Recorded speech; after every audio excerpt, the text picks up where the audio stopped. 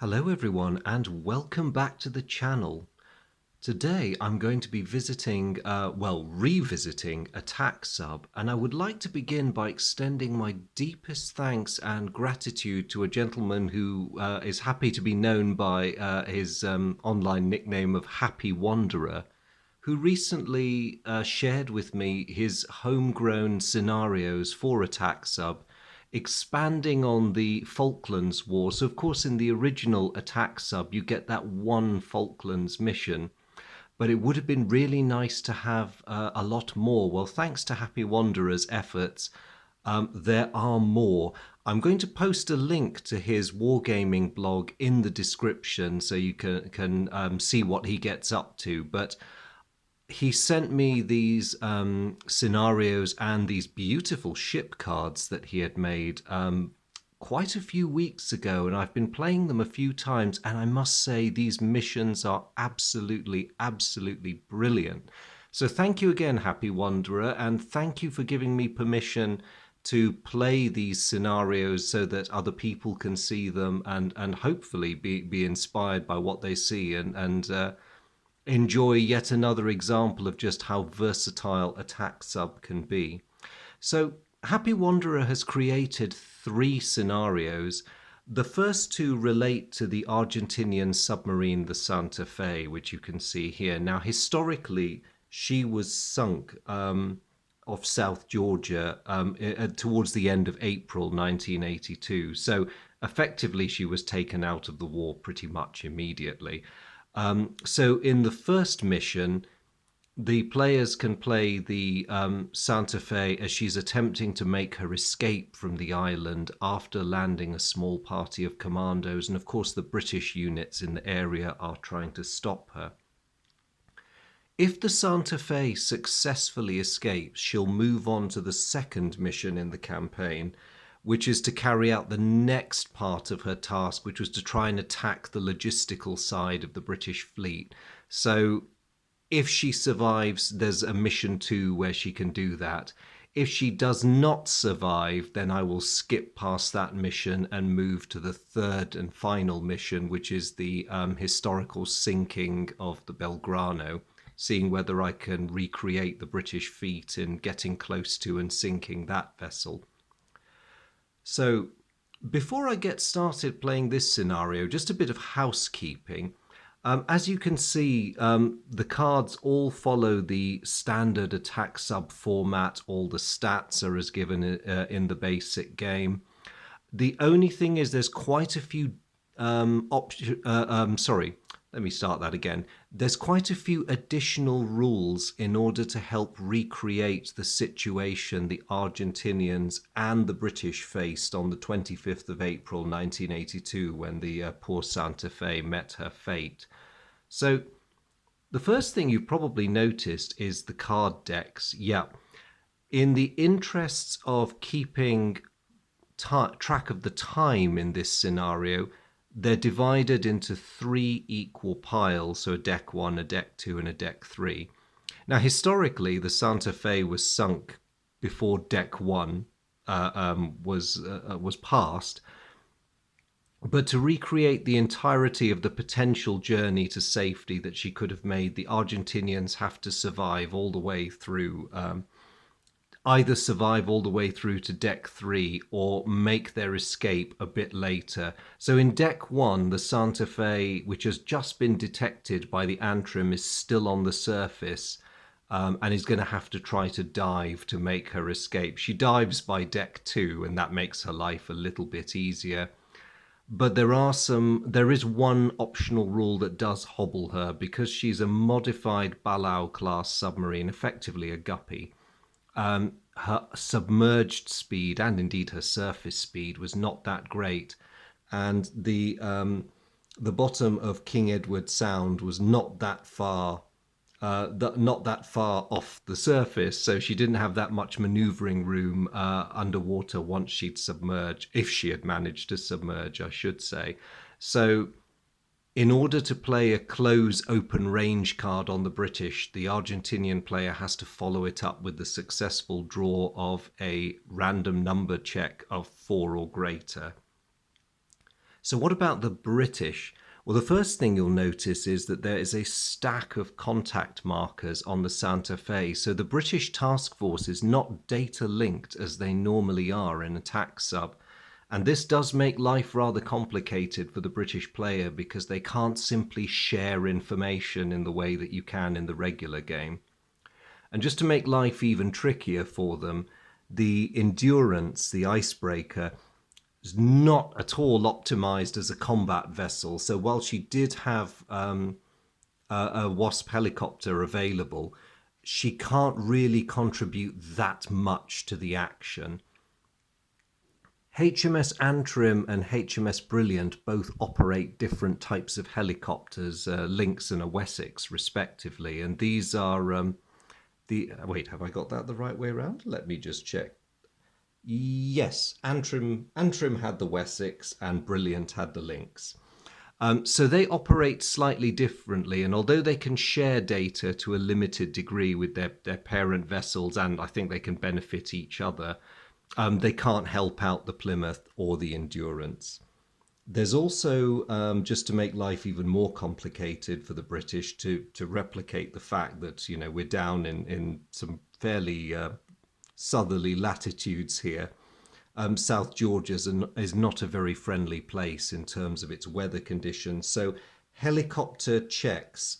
Helicopters are grounded by bad weather on a draw of X or 0. And the weather only clears on a random number draw of 5 or greater. In addition, the anchorage is quite crowded with shipping, so once the Argentine submarine submerges at the beginning of deck 2, the British have to subtract 1 from all their passive surface searches. So there's quite a bit of hobbling going on there. The British have to really concentrate hard. Now, HMS Brilliant's helicopter, because it's a Lynx, is at its best when attacking submerged targets. So in deck 1, her attack rating is only +0. In the next deck, it goes up to +1, and in the final deck, it goes up to +2. Conversely, the Wasp helicopters from Plymouth and Endurance, they can only increase the contact level on the Argentine submarine when it's on the surface, i.e. during deck 1. So I'm going to have to try my best to remember all that as I play. It's a brilliant, brilliant way of modeling the different capabilities of the different aircraft, and also of highlighting the communications and coordination difficulties the British were up against. So let's see how this goes. As I said at the beginning, historically, the Santa Fe was successfully sunk quite early on. Let's see whether she gets away or whether the British manage to stop her. So the British go first, and they have an 8-card hand, which is pretty well populated with useful stuff, including a ton of helicopters. So I think it's tempting to play that close open range card to benefit Antrim, especially as the Santa Fe is not aware of her presence. But actually, no, she doesn't have any dedicated anti-submarine weaponry, so that's not really a good idea. She's totally dependent on her helicopters. So I think what I will do is I will have HMS Brilliant launch her chopper for an action. I will have HMS Plymouth launch her chopper as an action. Now, this is a double-edged sword. It gives the British a massive hand size by the end of the turn, but it does make the time pass quicker. And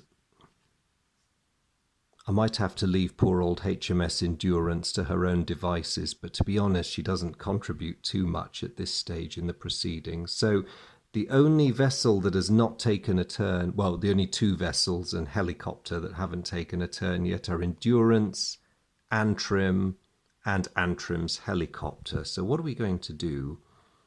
I think Antrim's helicopter is going to do an active sonar search.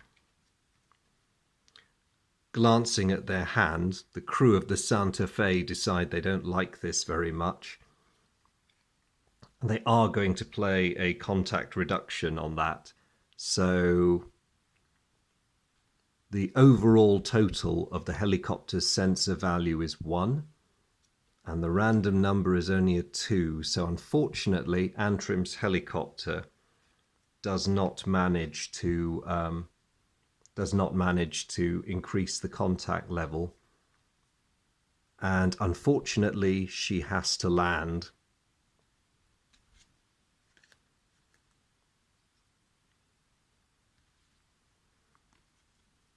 So the British are not going to do anything else. They do have that sensor detection card, but the endurance under the optional rules here is totally dependent on her helicopters for carrying out searches and any attacks. So the sensor box on her, the sensor track on her, I should say, is purely there to record damage. So the British have 4 ships and 2 helicopters. For a hand size of 9, which is not too bad. So 6, 7, 8, 9. There's a lot they can't use there, but I suppose it could be worse, and they have got themselves another helicopter. What about the Argentinians? Well, they're quite keen to get away, so they're going to play a surface noise contact reduction to try and lose HMS Antrim. And they do not succeed. So having taken an action, they are stuck with that helicopter card in their hand, so they'll just draw 2. Not bad. Back to the British. HMS Antrim is going to put up another helicopter. Now, HMS Brilliant, what is she going to do?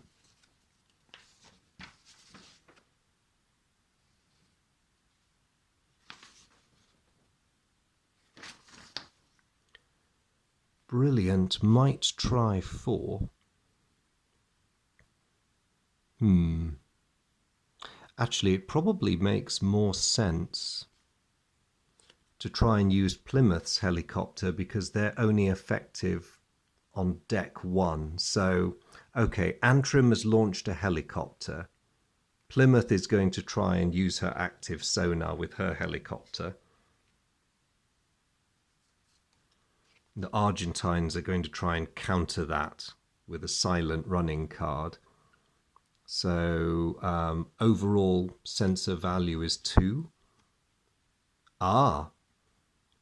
Plymouth has got a look in and has found the Santa Fe. And her helicopter stays aloft. Nicely done, chaps.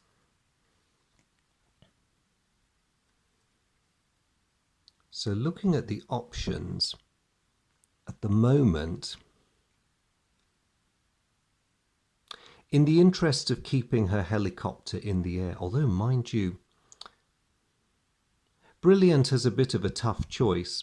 Her helicopter has better sensors, but it runs the risk of having to land if they use it. Mind you, they do want to gain some contact on the Argentinian sub, so they're going to go for using their helicopter. Also, had that been an active sonar card, it would have prevented the Argentinians from trying to counter-detect them. They don't have that option anyway. So Brilliant's helicopter is going to go in. Sensor value of 2 plus. Ooh, nicely done. Brilliant's helicopter has detected the Santa Fe as well. The game is afoot.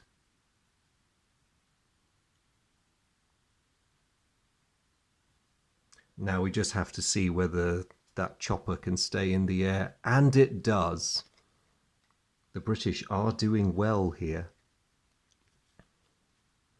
So there's nothing else they can do at the moment, though it's going to be tempting to start closing the range with the warships that can actually attack. And their hand size is 10 now with the amount of stuff they've got out. So 7, 8, 9, 10. The Argentines are probably looking a bit nervous now, although, as I said earlier, the British progress is draining that deck fairly fast. So what is the Santa Fe going to do? She doesn't really have that many choices. It's tempting to get sight of her pursuers, but at the same time, she's got a useless card in hand.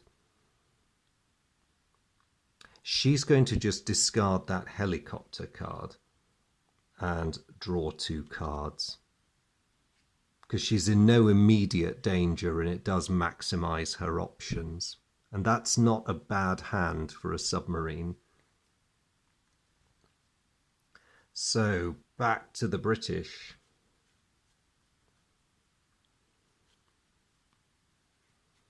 Now they have tons of cards, but not that many choices anymore.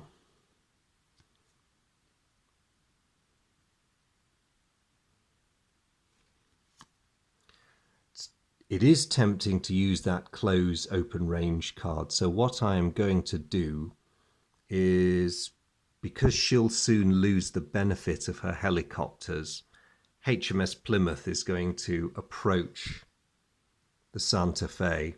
The Santa Fe can't see the Plymouth, so she is unaware of the fact that she's being moved in on. But unfortunately, it's not quite enough for Plymouth to be able to attack. Now, I'm just going to draw an endurance card to see whether Plymouth's helicopter can stay in the air. No, she has to land.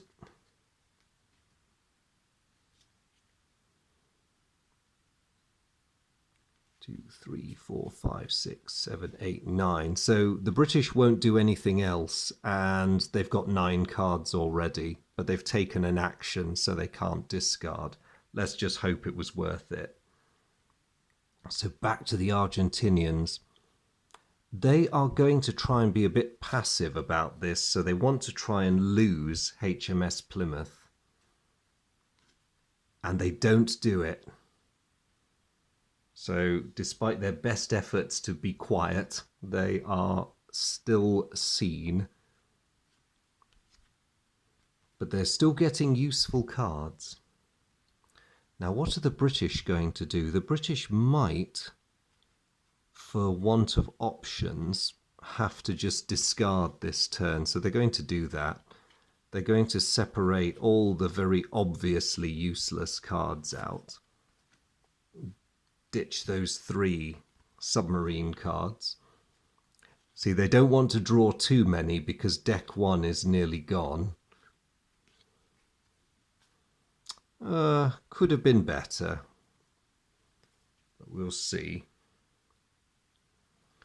Santa Fe is going to attempt detection on the 3 ships that can see her, so the Antrim, the Brilliant, and the Plymouth. And she's going to use passive sonar, because, to be honest, using active might make her life a bit worse at the moment. Now, of the 3 British ships, because Plymouth is the closest to being in a position to make an attack, Plymouth is going to go for a surface noise contact reduction. So I'm just going to do the Santa Fe's conventional detection efforts first.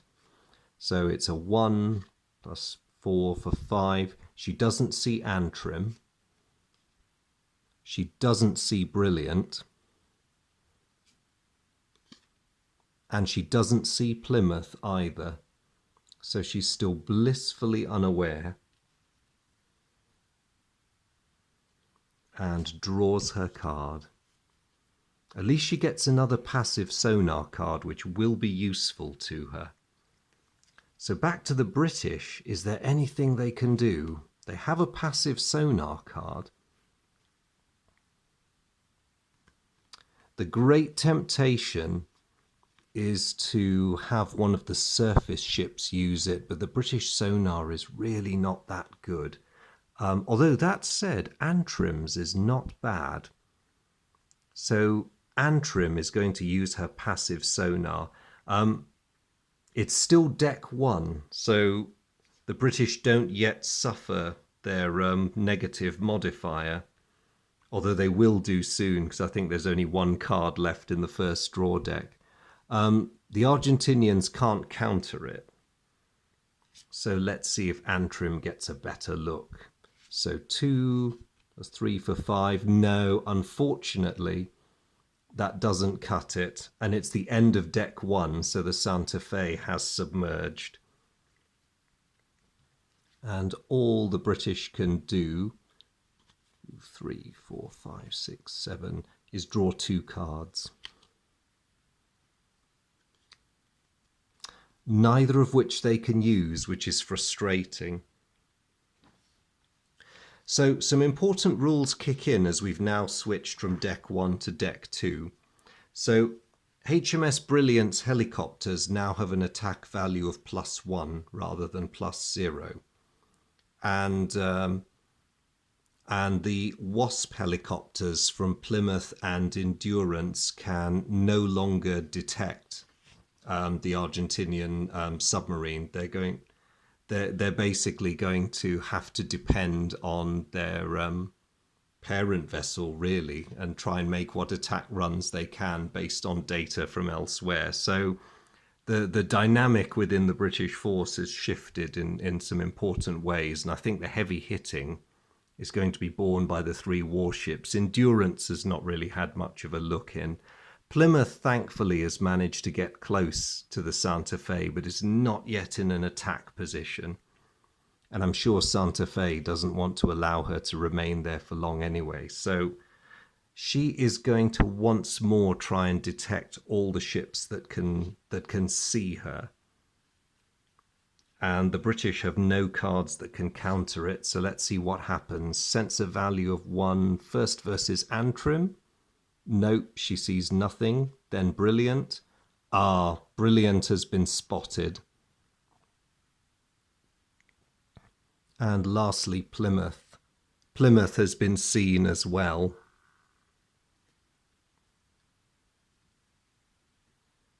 Okay, that wasn't such a good turn for the British. And the Argentinians have got a silent running card. So what are the Brits going to do? Their options are, well, they don't really have any at the moment. I'm going to take a chance and keep hold of all the weapon lock-on cards I have, but I'm going to get rid of those obviously useless ones.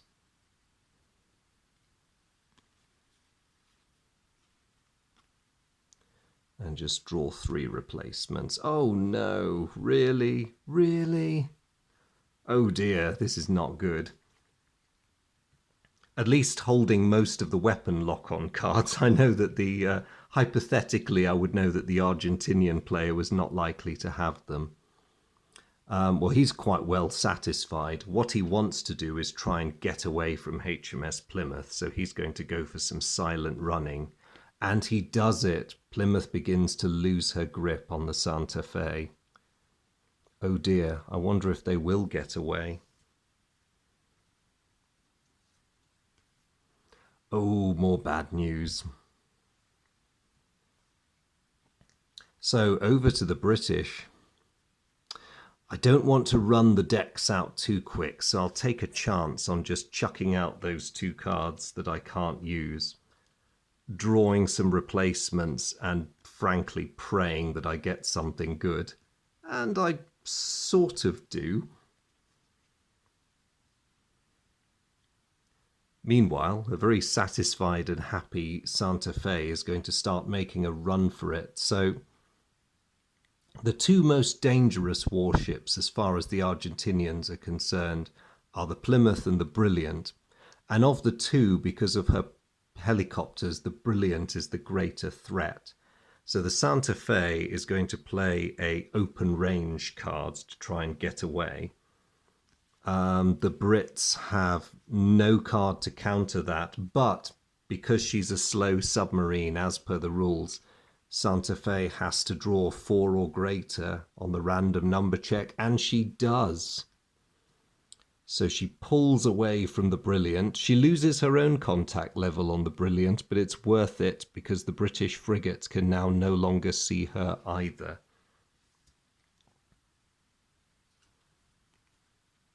And they prepare to make their getaway.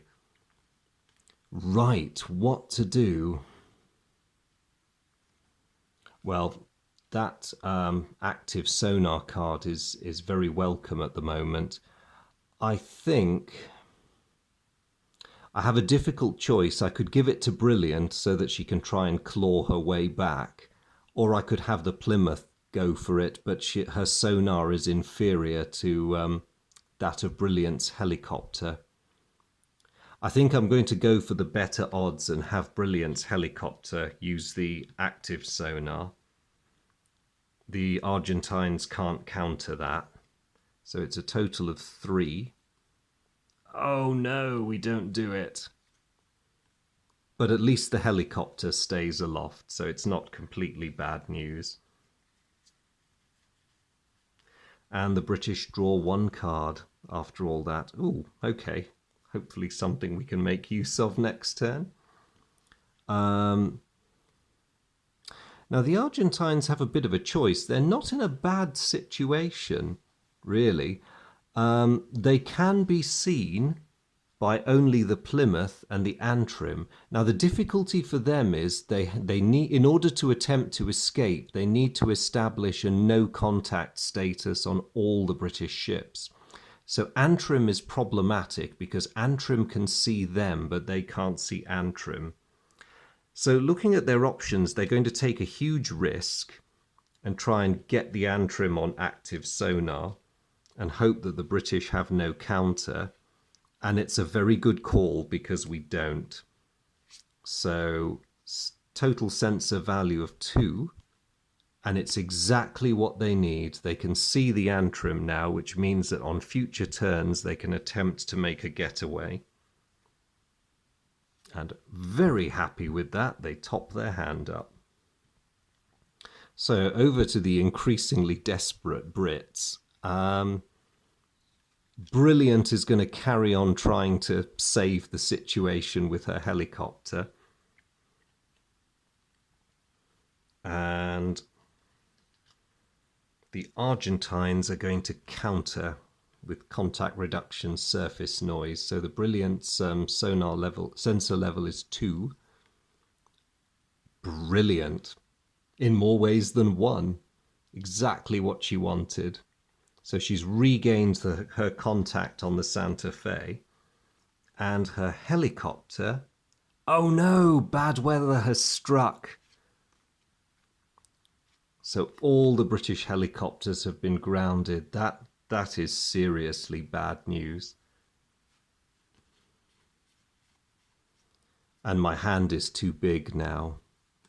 So I think I'm going to have to make some tough decisions and get rid of a significant number of weapon cards because I do need options now.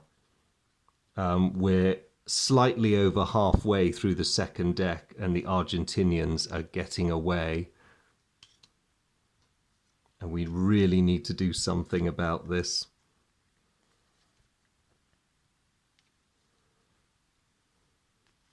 So over to the Santa Fe, there's nothing really for her to do, but, you know, she doesn't really need to do much except survive at the moment, which she's going to do her best to do. So she just draws that card. Start of the British turn. Does the weather clear? Yes, it does. That brief spell of violent weather is gone. But unfortunately, we have no helicopter cards, so it's going to be down to the surface ships to do what they can. Now we have got a passive sonar card, but because of the noise level in the anchorage, it's going to be tough for anybody to detect the Santa Fe. So I'm going to use the Antrim. So her sensor value is reduced to 1. The Argentinians can't counter, which is a bit of a mercy. But Antrim gets no joy. The Plymouth is going to take a bit of a chance and go active, which again the Argentinians can't counter. Oh no, a malfunction. Oh, really? This is not good. So not only does Plymouth suffer a sensor malfunction, but she loses her meager, tenuous contact on the Santa Fe. That is not good.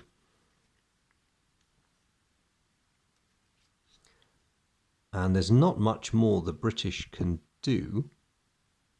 So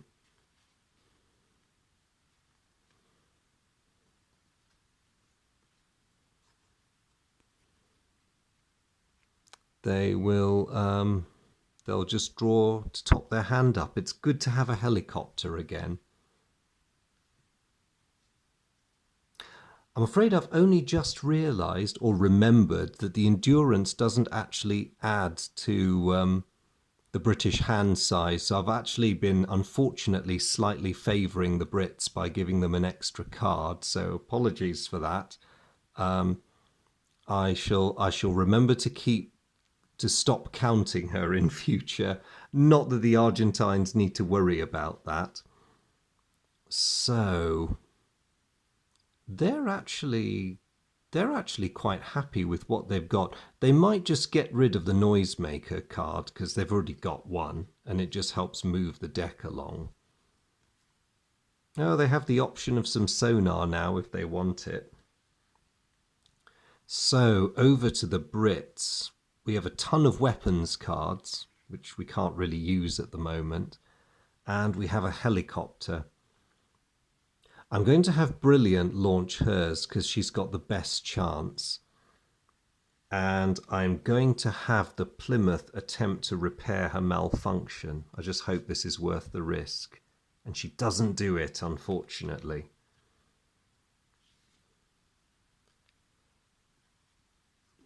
So the British get to draw 2 cards. Oh, at least we get a technician. That helps. So what are the Argentines going to do? They really don't have much to worry about. It's a little tempting to use their passive sonar card, but to be honest, they don't really need to. Because they'll only really need it if there's a British ship that can see them without being seen in return, and that situation doesn't hold at the moment. What they might do is get rid of that weapon card, because really they don't need to do any firing. Well, they don't actually need to sink any British ships, although it would be an Argentinian major victory if they did. But they're not feeling that cocky, and they'd really rather just get out of there. So they'll discard that card and they end up with another sonar one. Now the Brits, not a lot they can do really. Well, the no-brainer is Plymouth is going to sort that malfunction out.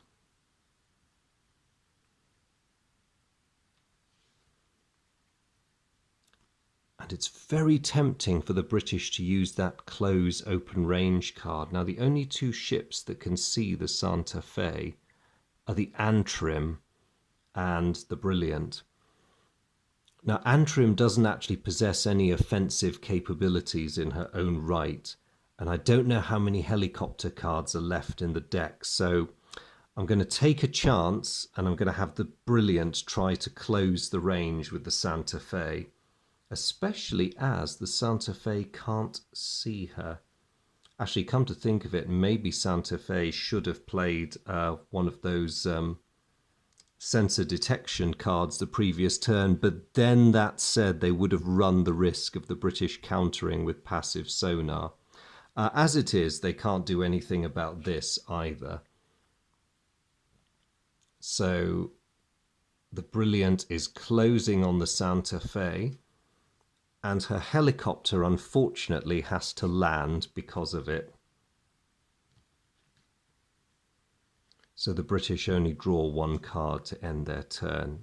And it's a passive sonar, so that may not be a bad thing. Okay, the Argentinians do need to do something now because Brilliant is becoming a bit of a threat. So what they're going to do is attempt to detect her, not knowing what, in theory, what the British have in their hands. And because of that, Brilliant claps her metaphorical hands in glee and increases her detection level on the Santa Fe. Santa Fe, in the meantime, easily detects Brilliant. But the question is, what's she going to do with this knowledge? Because Brilliant now has a much more convincing lock on her than the Santa Fe has on Brilliant. Mind you, in future turns, the Argentinians could do something about that. So back to the British, we have an awful lot of weapon lock-on cards, but none for contact level 1, which is maddening. Just in case, because again, I don't want to burn through the deck too quickly, I'm just going to draw a card and hope that I get lucky, which I do not. The Santa Fe, in the meantime, deciding that there's going to be no more rainy days, is going to continue building up her lock on the Brilliant. And the Brits can do nothing about that. So it's 2, 3. Luckily for Brilliant, she doesn't quite manage it. But deck 2 is now empty. And the Santa Fe may well escape by default. Yes, we're going to have to do some discarding. I don't think we've got any chance of getting contact level 3 or 4 this game, so I'm just going to ditch those cards. It seems a reasonable compromise to just draw 2 more. Oh, thank God, helicopters. In the meantime, the Santa Fe is going to try and open the range from Brilliant. It will mean that she loses contact, but the whole time the Brilliant's contact level is holding at 1 there, there's the potential for the British ship to attack her. So the British can't respond, and the Argentinians just have to see whether they have the speed to do it. And they don't. The poor old tub. She's trying to do the right thing, but she's just not up to it. So they draw their card. Well, they'll get another chance next turn if the British don't do something. So what is Brilliant going to do? She's still stuck with a lot of cards of weapon level, contact level 2. So she's going to put up her helicopter this turn. I might wait on that and just draw 3, 4, 6, 7. I'll wait on that and draw 2 more cards and see what I get. Okay, 1 good, 1 useless. It's getting a bit tense now. Santa Fe just has to hang on a little bit longer and she's get away scot-free. The British really need to pile on the pressure now. Because, of course, the Santa Fe, realizing what an existential threat she faces, is going to carry on doing a runner. Quite sensible, I think. The question is her speed up to the job? Nope. Nope. Poor old Santa Fe crawling away at her best speed. 8 3/4 knots. So she draws a card. Okay. Back to the British. Well, I think the time has come for the Brilliant's helicopter to go active. Let's hope we can nail this thing before it's too late. The Argentines can't respond, so it's a sensor value of 3+, and it's precisely what the British need. So the contact level goes up to 2. Oh no, bad weather closes in again. Brilliant's helicopter has to come down. But she's done her job. Brilliant now has contact level 2, and she is going to make full use of it. So, launches her shipboard weapon, which she is capable of doing. Fire strength of 3 plus 1 for 4.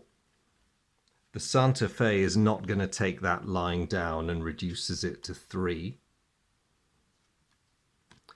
And the weapon misses. Oh, misery on the British side.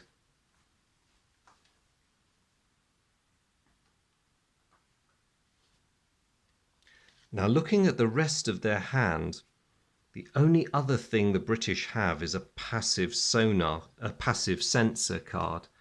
I think this late in the game, it's probably wasted played on any of the other ships. This is really down to the Brilliant and the Santa Fe now.